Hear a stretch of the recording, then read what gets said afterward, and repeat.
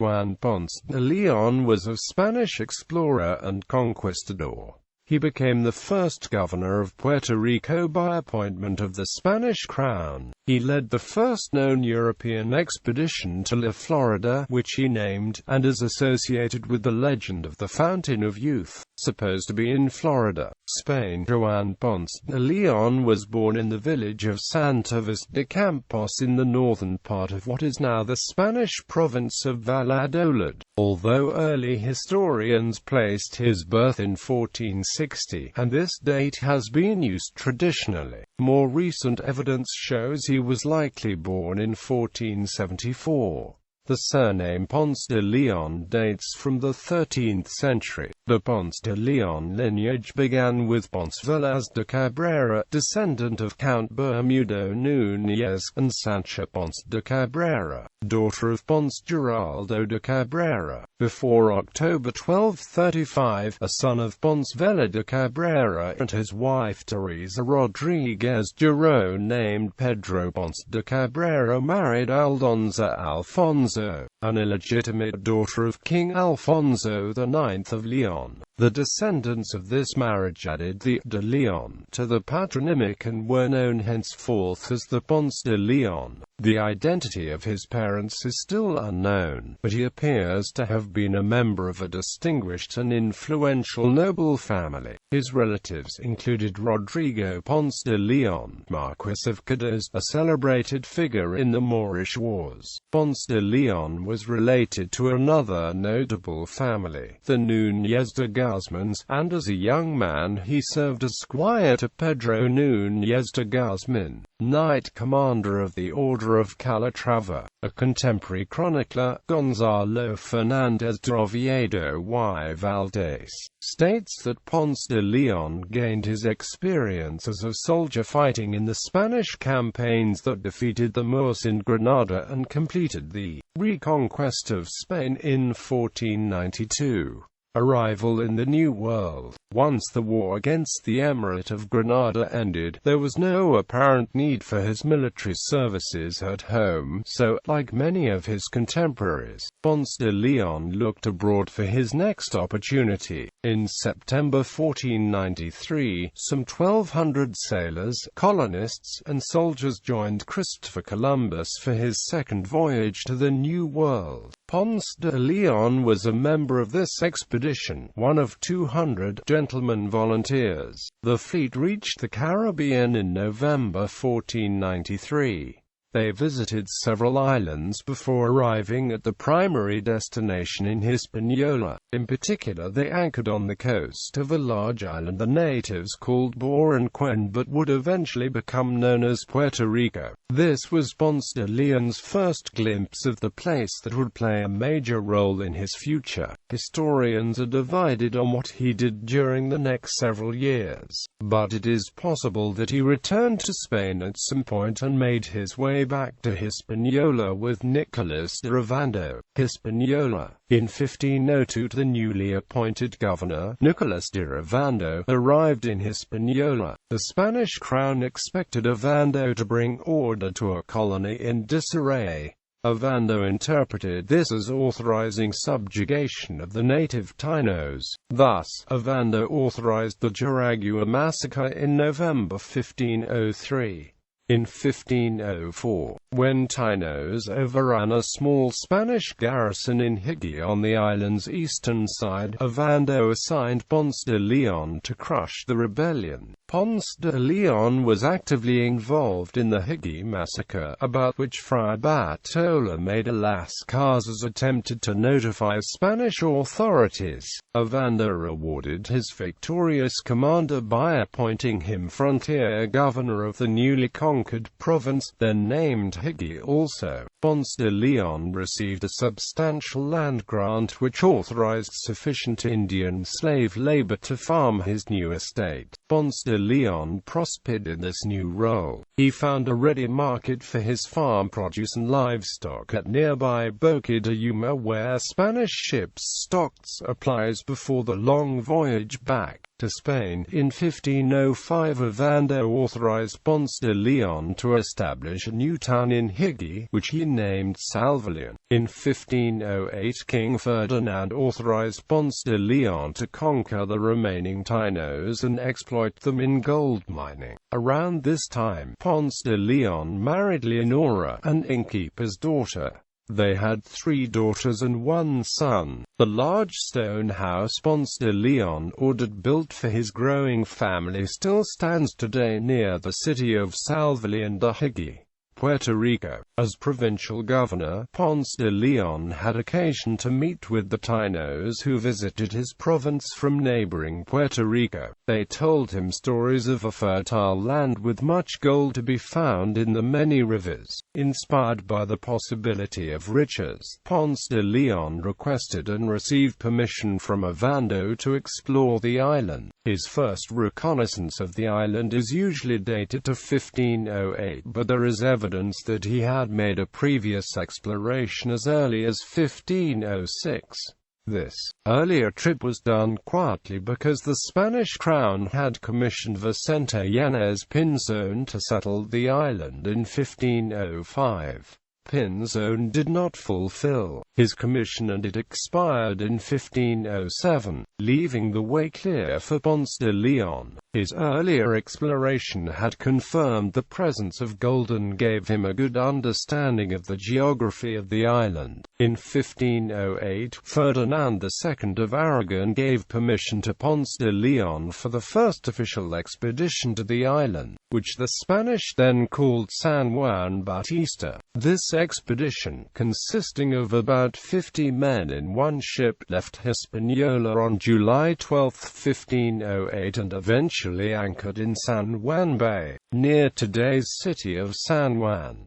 Ponce de León searched inland until he found a suitable site about 2 miles from the bay. Here he erected a storehouse and a fortified house, creating the first settlement in Puerto Rico, Capara. Although a few crops were planted, they spent most of the time and energy searching for gold. By early 1509, Ponce de León decided to return to Hispaniola. His expedition had collected a good quantity of the precious metal but was running low on food and supplies. The expedition was deemed a great success and Ovando appointed Ponce de León governor of San Juan Bautista. This appointment was later confirmed by Ferdinand II on August 14, 1509. He was instructed to extend the settlement of the island and continue mining for gold. The new governor returned to the island as instructed, bringing with him his wife and children. Back on his island, Ponce de León parceled out the native Tainos amongst himself and other settlers using a system of forced labor known as encomienda. The Indians were put to work growing food crops and mining for gold. Many of the Spaniards treated the Tainos very harshly and newly introduced diseases like smallpox and measles took a severe toll on the local population. By June 1511 the Tainos were pushed to a short-lived rebellion, which was forcibly put down by Ponce de León and a small force of troops armed with crossbows and arquebuses.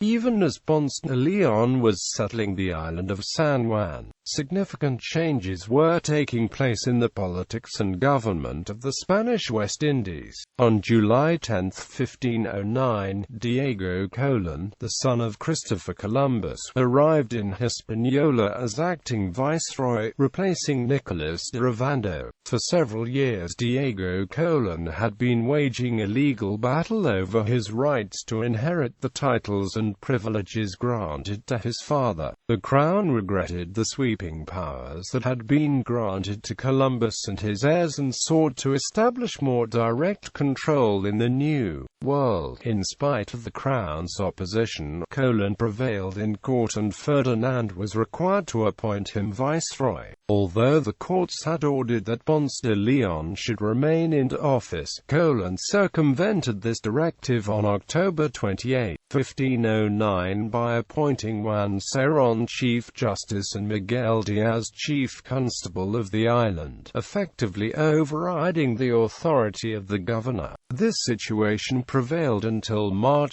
2, 1510, when Ferdinand issued orders reaffirming Ponce de León's position as governor. Ponce de León then had Cerón and Diaz arrested and sent back to Spain. The political struggle between Colón and Ponce de León continued in this manner for the next few years. Ponce de León had influential supporters in Spain, and Ferdinand regarded him as a loyal servant. However, Colón's position as viceroy made him a powerful opponent, and eventually it became clear that Ponce de León's position on San Juan was not tenable. Finally, on November 28, 1511, Cerón returned from Spain and was officially reinstated as governor. First voyage to Florida. Rumors of undiscovered islands to the northwest of Hispaniola had reached Spain by 1511, and Ferdinand was interested in forestalling further exploration and discovery by Colón. In an effort to reward Ponce de León for his services, Ferdinand urged him to seek these new lands outside the authority of Colón. Ponce de León readily agreed to a new venture, and in February 1512 a royal contract was dispatched outlining his rights and authorities to search for the islands of Bellamy. The contract stipulated that Ponce de León held exclusive rights to the discovery of Bellamy and neighboring islands for the next 3 years. He would be governor for life of any lands he discovered, but he was expected to finance for himself all costs of exploration and settlement. In addition, the contract gave specific instructions for the distribution of gold, Native Americans,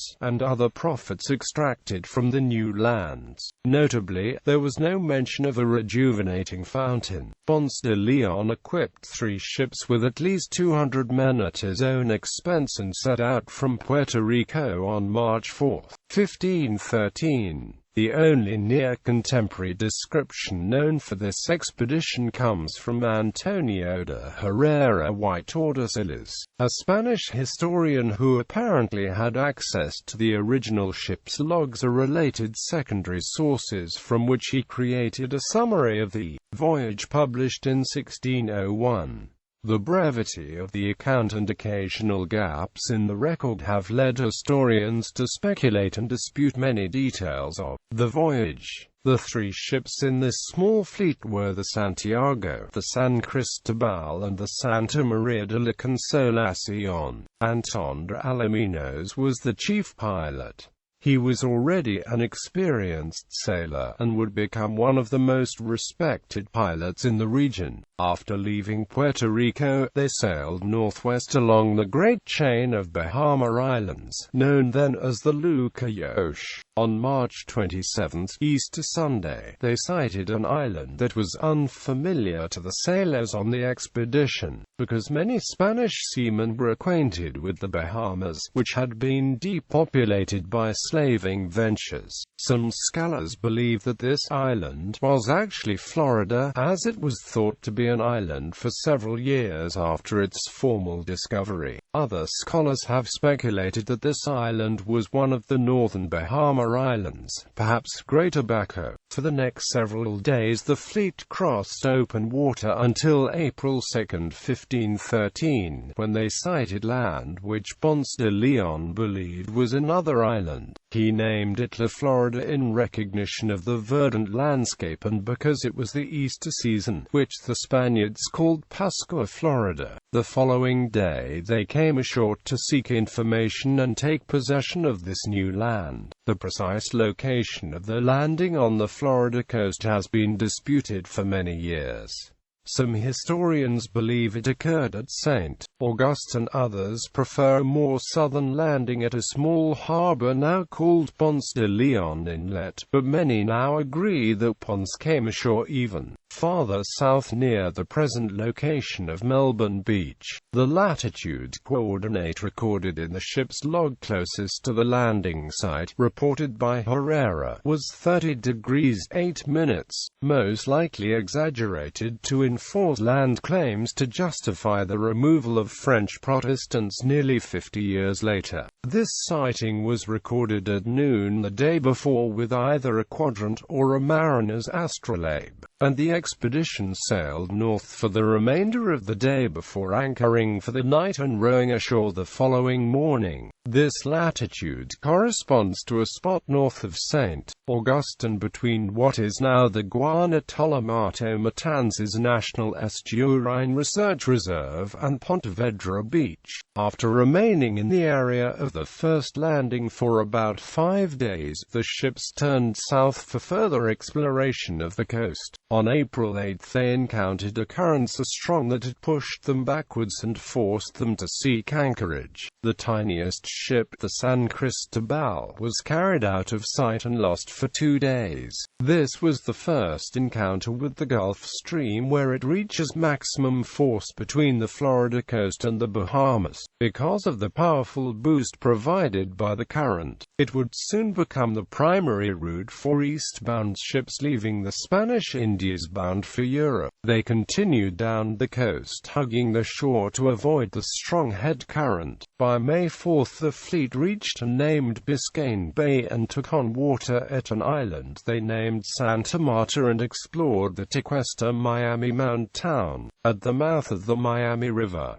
The Tequesta did not engage the Spanish. They evacuated into the coastal woodlands. On May 15 they left Biscayne Bay and sailed along the Florida Keys, looking for a passage to head north and explore the west coast of the Florida Peninsula. From a distance the Keys reminded Ponce de León of men who were suffering, so he named them Los Martires. Eventually they found a gap in the reefs and sailed to the north and other times to the northeast, until they reached the Florida mainland on May 23. Encountering the Calusa, who refused to trade and drove off the Spanish ships by surrounding them with warriors in sea canoes armed with long bows. Again, the exact site of the landfall is controversial. The vicinity of Charlotte Harbor is the most commonly identified spot, while some assert a landing further north at Tampa Bay or even Pensacola. Other historians have argued the distances were too great to cover in the available time and the more likely location was Cape Romano or Cape Sable. Here Ponce de León anchored for several days to take on water and repair the ships. They were approached by Calusa, who might have been initially interested in trading, but relations soon turned hostile. Several skirmishes followed with casualties on both sides, and the Spaniards took 8 Indians captive, including one to become a translator. On June 4, there was another encounter with natives near Sanibel Island and the Calusa in war canoes, with the Spanish sinking a fourth of them, an unsubstantiated claim to justify Spanish retreat. On June 14 they set sail again, looking for a chain of islands in the west that had been described by the captives.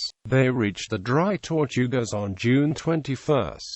They captured giant sea turtles, Caribbean monk seals, and thousands of seabirds. For these islands they sailed southwest in an apparent attempt to circle around Cuba and return home to Puerto Rico, failing to take into account the powerful currents pushing them eastward. They struck the northeast shore of Cuba and were initially confused about the location. Once they regained the bearings, the fleet retraced the route east along the Florida Keys and around the Florida Peninsula, reaching Grand Bahama on July 8.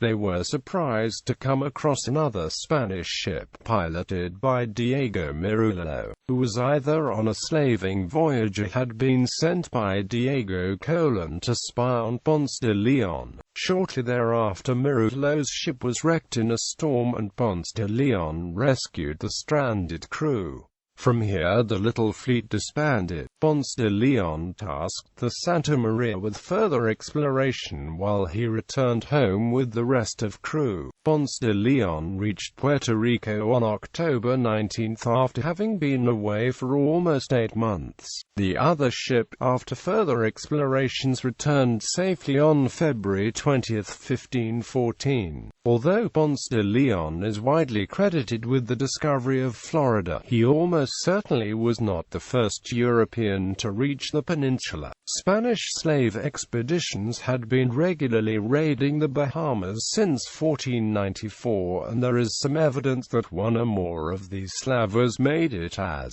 far as the shores of Florida. Another piece of evidence that others came before Ponce de León is the Cantino map from 1502, which shows a peninsula near Cuba that looks like Florida's and includes characteristic place names. Fountain of Youth. According to a popular legend, Ponce de León discovered Florida while searching for the Fountain of Youth. Though stories of vitality restoring waters were known on both sides of the Atlantic long before Ponce de León, the story of his searching for them was not attached to him until after his death. In his Historia General y Natural de las Indias of 1535, Gonzalo Fernández de Oviedo y Valdés wrote that Ponce de León was looking for the waters of Bimini to cure his aging. A similar account appears in Francisco López de Gomara's Historia General de las Indias of 1551.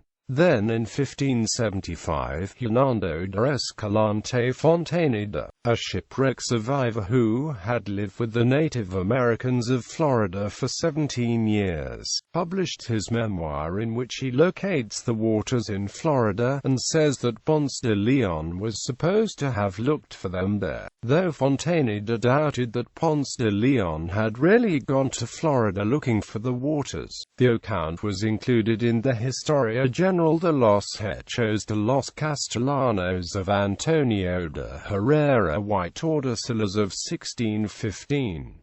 Most historians hold that the search for gold and the expansion of the Spanish Empire were far more imperative than any potential search for such a fountain. There is a possibility that the Fountain of Youth was an allegory for the Bahamian love wine, which locals brew today as an aphrodisiac. Ponce de León could have been seeking it as a potential entrepreneurial venture. Woodrow Wilson believed Indian servants bring a brown tea in Puerto Rico may have inspired Ponce de León's search for the Fountain of Youth. Anne Molander has speculated that the adventurous conquistador mistook the natives' vida for vida, transforming their fountain vine into an imagined fountain of life.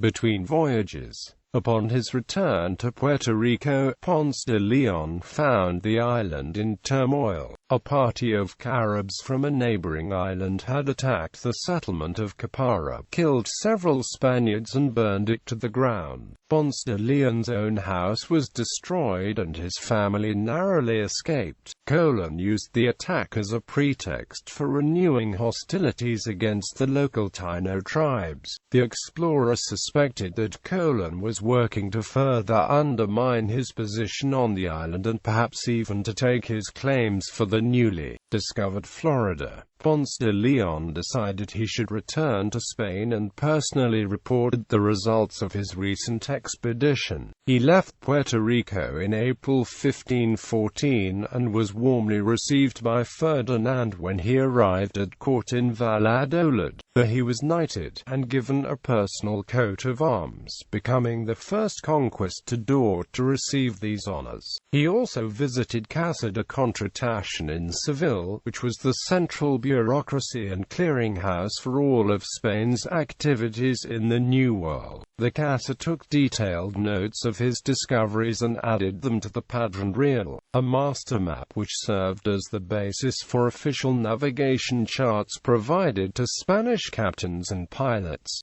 During his stay in Spain, a new contract was drawn up for Ponce de León confirming his rights to settle and govern Bimini and Florida. Florida, which was then presumed to be an island. In addition to the usual directions for sharing gold and other valuables with the king, the contract was one of the first to stipulate that the requerimiento was to be read to the inhabitants of the islands prior to the conquest. Ponce de León was also ordered to organize an armada for the purpose of attacking and subduing the Caribs, who continued to attack Spanish settlements in the Caribbean. 3 ships were purchased for his armada, and after repairs and provisioning, Ponce de León left Spain on May 14, 1515 with his little fleet. The record of his activities against the Caribs is vague. There was one engagement in Guadeloupe on his return to the area, and possibly 2 or 3 other encounters. The campaign came to an abrupt end in 1516 when Ferdinand died. The king had been a strong supporter, and Ponce de León felt it was imperative he return to Spain and defend his privileges and titles. He did receive assurances of support from Cardinal Francisco Jiménez de Cisneros, the regent appointed to govern Castile, but it was nearly 2 years before he was able to return home to Puerto Rico. Meanwhile, there had been at least 2 unauthorized voyages to his Florida, both ending in repulsion by the native Calusa Tequesta warriors. Ponce de León realized he had to act soon if he was to maintain his claim. Last voyage to Florida. In 1521, Ponce de León organized a colonizing expedition on 2 ships. It consisted of some 200 men, including priests, farmers and artisans, 50 horses and other domestic animals, and farming implements. The expedition landed on the southwest coast of Florida, in the vicinity of Caloosahatchee River as Charlotte Harbor. The colonists were soon attacked by Calusa braves, and Ponce de León was injured when, historians believe, an arrow poisoned with the sap of the manchineel tree struck his thigh. After this attack, he and the colonists sailed to Havana, Cuba, where he soon died of the wound. He was buried in Puerto Rico in the crypt of San Jose Church from 1559 to 1836, when his remains were exhumed and later transferred to the Cathedral of San Juan Bautista. Bibliography. Allen, John Logan. A New World Disclosed. University of Nebraska Press. Arnade, Charles W., who was Juan Ponce de León. Tequesta, The Journal of the Historical Association of Southern Florida. 27, 29-58.